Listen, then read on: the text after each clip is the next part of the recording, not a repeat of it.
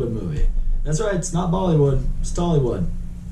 I don't even know what that was. So basically the gist of this movie is this. You have these two Indian characters that are based off of actual Indian revolutionaries from way back in the day. And this movie took kind of the Inglourious Bastards route and taking, alright, let's take these real characters and let's tweak them a little bit for the sake of a story. In this case, they took these two Indian revolutionary leaders, Bhim and Raju, and turned them into these superhuman action heroes. This movie takes place in 1920 during what was known as the British Raj. Basically, the British Empire took over pretty much all of India. I mean, you feel like they did anyway. They were pretty much running things there. And in this case, they were visiting this village. There was this young little girl there who was painting everyone's hands. I don't know what that's called, but it's that very popular tradition they do in India. You know, she sings really beautifully, and, you know, basically the leader's wife is like, oh, she sings so lovely and she painted my hand. I want it for myself. And, you know, the husband's like, yes, then my love, if you want her, then she comes with us. She will paint hands and sing for us whenever we please. Then they take her away from her tribe, her family, and now the character Bhim, who's basically served as the leader and the protector for them,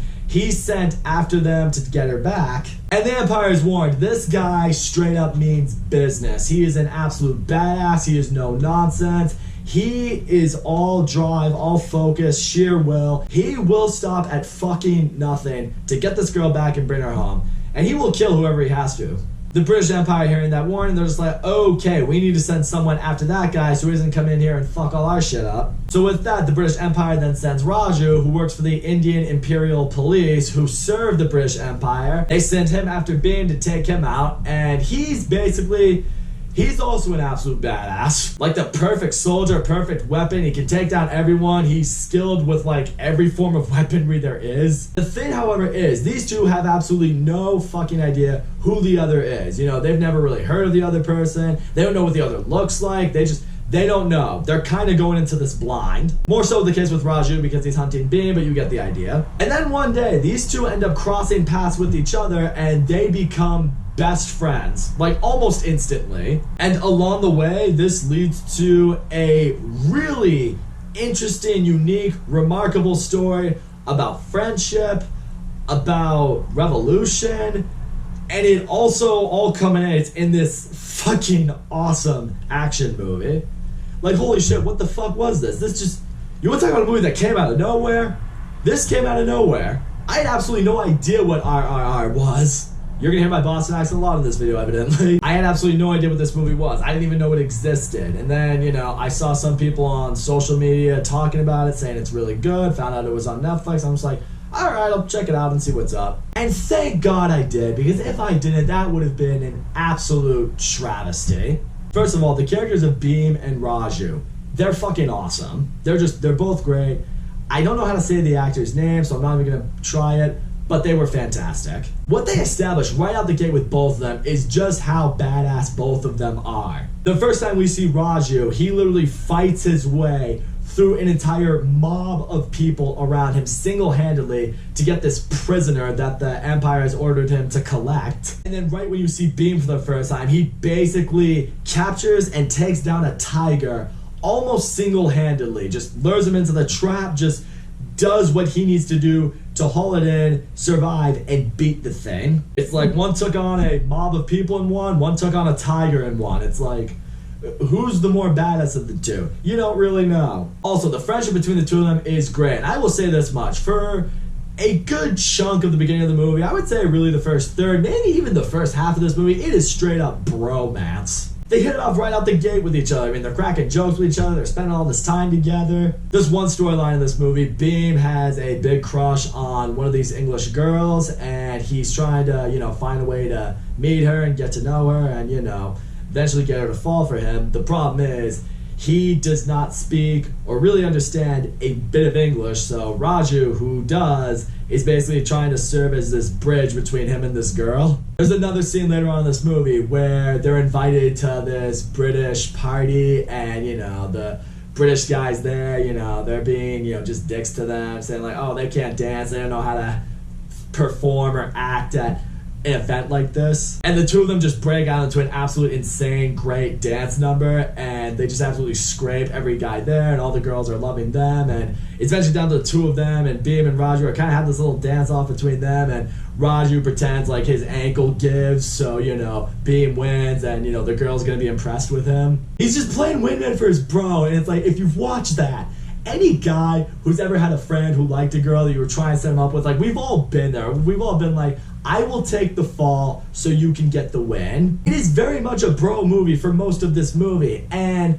part of the tension that is here, it's like, yeah, you guys are great friends, but you're both going after causes that the other is extremely against. One's trying to save this girl, take away from the British Empire. The other one works for the British Empire and has to take him down, but doesn't know that it's him. So the whole time you're kind of sitting there white knuckling. It's like, yeah, this friendship is so good, but there's gonna come a point in time where they're probably gonna realize who the other is, and it can't mean good things. It's gonna be some very Fox and the Hound shit. Two characters, both coming from very different worlds, became great friends, only to realize that they're in fact possibly mortal enemies. I will also say this much, when the action breaks down in this movie, it is so fucking great. It's incredibly well shot, it is so much fun to watch, it is entertaining in every sense of the word. Even the scenes that they do with the animals in this movie. Okay, so there's a disclaimer they put at the very beginning saying like, hey, just so you know, no real animals were used in this movie, no real animals were harmed in the making of this movie.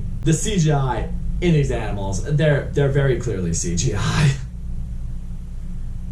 It's like, oh no, don't worry.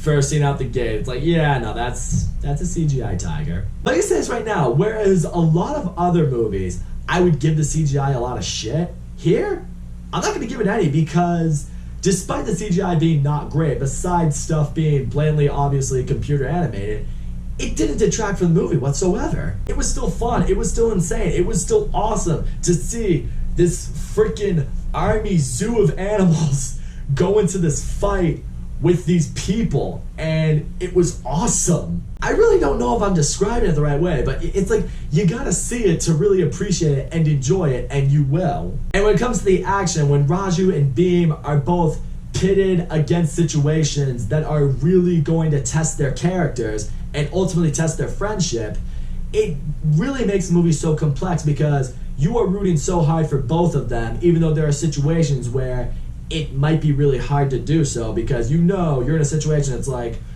one side's going to win and you don't know who it is, and you're gonna feel terrible for the side that loses. And that's what I really love as this movie goes along, is the development you see in both these characters. You ultimately see what they're both fighting for, what they're both trying to accomplish, like the deeper meaning behind both of their backgrounds and their stories here. This movie really aces character development. It's like the friendship is enough to get you on board with these characters, but in order for you to really get on board with each of them individually, it does an amazing job at showing who they both are and are gradually trying to grow into. Movie brings a lot of heart in a lot of situations. I gotta say, this movie, it hits you in ways you probably wouldn't expect. Also, I gotta touch on this right now. The music in this movie absolutely fucking slaps. I mean, holy shit. So many instances where music would break out and a song would break out, and that's what I will say.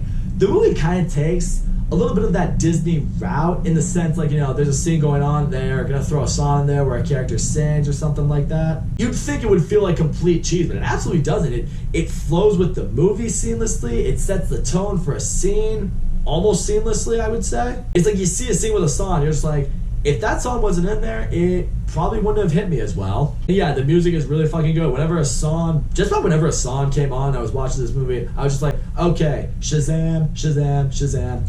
Yep, you're all going on the playlist. Also, one other point I want to make about this movie. This movie is around 3 hours long. Actually, I think it is over 3 hours long. I think it's 3 hours, maybe 7 minutes, 14 minutes. I don't know. Don't ask me how I'd remember that. But I gotta tell you right now, the movie's 3 hours long. Doesn't even remotely feel 3 hours long. This is what I love about this movie. Well, it's one of the many things I love about this movie, but it's its execution of its runtime. The last movie I reviewed was Beast, was an hour and a half long, and I kept bitching about how that movie was just dragging on, and I was out of my mind about it. This movie is twice as long as that, and the time just completely flows by seamlessly. I know I'm using that word a lot in this video apparently, but it's true. I mean, A 3-hour long movie, it felt like an hour and a half. Because it executes its story so well, and the character development so well, and has action in it when it needs to, and the action when it happens, it's a lot of fun, and it's great, and it's exuberant, but it's not exhausting. I've seen a few different critics and reviewers say this. I'm also going to echo this. Some people said, like, this is the type of movie that Hollywood should be afraid of.